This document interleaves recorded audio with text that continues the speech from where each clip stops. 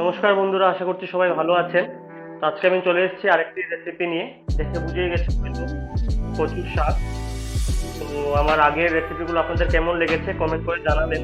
তো আজকে আমি তৈরি করব কচুর শাক। কচুর শাক সকলেরই খুবই প্রিয়, আর রেসিপিটা সকলেরই প্রায় জানা। তো তাও আমি চেষ্টা করছি আপনাদেরকে নতুনভাবে একটু রেসিপিটাকে দেখানোর। তো আমি নিয়েছি কচু, এগুলো মুড়া কচু বলে আমাদের এদিকে, আপনারা কি বলেন জানাবেন আমাকে কমেন্ট করে। আমি নিয়েছি কচু, তার সাথে ইনগ্রিডিয়েন্টস লাগছে রিফাইন্ড অয়েল, সর্ষের তেল, ঘি, নুন, কাঁচা লঙ্কা, তেজপাতা, শুকনো লঙ্কা, তারপরে নারকেল, বাদাম, চিনি, আর বাকি গুঁড়ো মশলা। গুঁড়ো মশলাতে শুধু আমার লাগবে হলুদের গুঁড়ো, আর এদিকে গোটা মশলাতে লাগবে আমার পাঁচফোড়ন। তো আমি নারকেল এবং বাদামটাকে শুকনো খোলায় ভেজে নেব। তো আসুন সবের আগে আমি কচুগুলোকে কেটে নিই। গাইস, আমি কচুর শাক কেটে ধুয়ে নিয়েছি। এবার আমি শাকটিকে সিদ্ধ করে নেব। প্রথমে আমি সেদ্ধ করবো, পরে এই শাকটিকে আমি এবার ফোড়ন দেবো। তো সেদ্ধ করার জন্য, সেদ্ধ মানে একটু মজিয়ে নেব, একটু ভেজে নেব। তো আমি এই লোহার কড়াইয়ে বসিয়েছি কচুর শাক। তো প্রথমে তেলটাকে গরম করে নেব, এবং তারপর আমি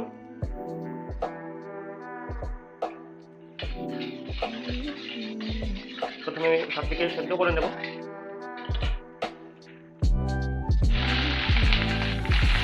নুন দিয়ে এবং হলুদ দিয়ে। মানে এটা জাস্ট এটা জলটা বেরোনোর জন্য একটা প্রসেস, আপনারা ট্রাই করবেন এটা করে। কচু শাকটা খুব সুন্দরভাবে সেদ্ধ হয়। ডাইরেক্ট ফোড়ন দিয়ে দিলে কি হয়, কচু শাকের মধ্যে একটা মানে ক্রাঞ্চিনেসটা থেকে যায়, তো ভালো করে সফট হয় না।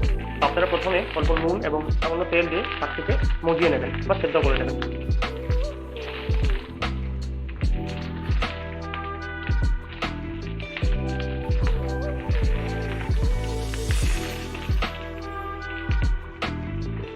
নুন দিয়ে দিয়েছি।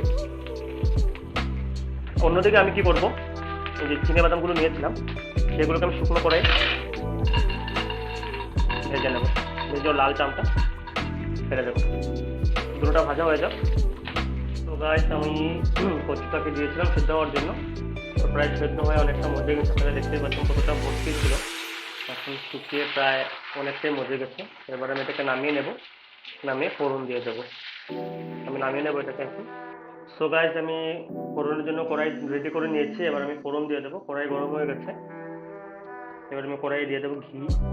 আপনারা কচুর শাক সরষের তেল বা রিফাইন্ড অয়েল বা ঘিতেও করতে পারেন, আমি ঘিতেই করবো আজকে কচুর শাকটা।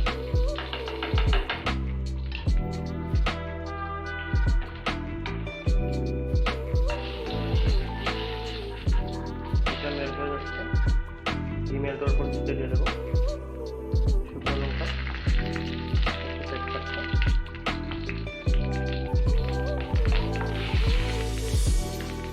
দেবো সামান্য পাঁচফোড়ন দিয়ে ভালো করে নাড়িয়ে এবার দিয়ে দেবো নারকেল কুচানো আর বাদামগুলোকে আমি ভেজে নিয়েছিলাম, এগুলো দিয়ে দেবো।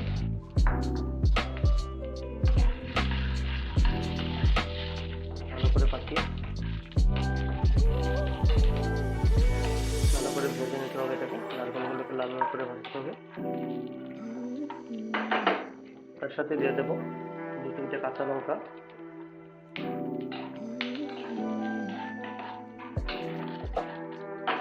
প্রায় ভাজা ভাজা হয়ে গেছে। এবার আমি কি করবো, কচু শাকটাকে ঢেলে দেবো। যেহেতু আমি সিদ্ধ হওয়ার সময় নুন দিয়েছিলাম, এবারে আর দিতে হবে না।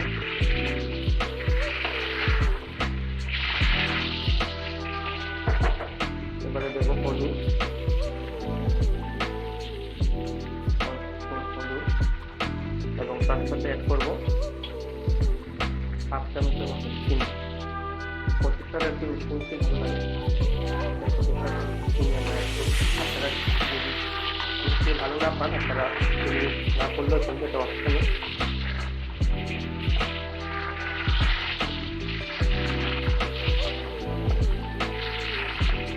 এবার দিয়ে দেবো, অ্যাড করে নেবো সামান্য পরিমাণে নুন। সামান্য পরিমাণে নুন অ্যাড করে নিয়েছি।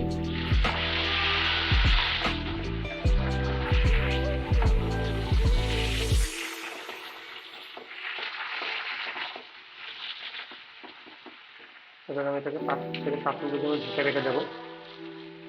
5 থেকে 7 মিনিট হয়ে গেছে। এবার আমি ঢাকনাটা উল্টিয়ে দেখবো কতটুকু কি হয়েছে। তো গাছ দেখতেই পাচ্ছেন আমার কচু শাকটা হয়ে গেছে। এবার আমি ভাবতে একবার নাড়িয়ে নেব।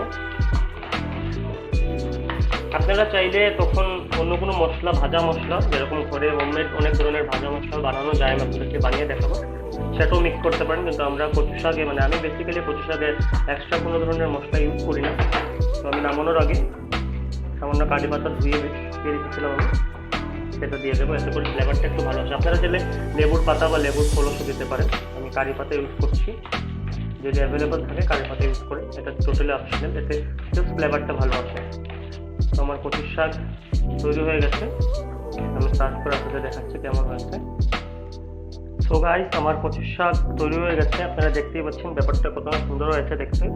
বাড়িতে ট্রাই করবেন এবং আমাকে জানাবেন কেমন হয়েছে। যদি ভালো লেগে থাকে আমার চ্যানেলটাকে লাইক, শেয়ার এবং সাবস্ক্রাইব করবেন। ধন্যবাদ। দেখা হচ্ছে আরেকটি পরের রেসিপিতে।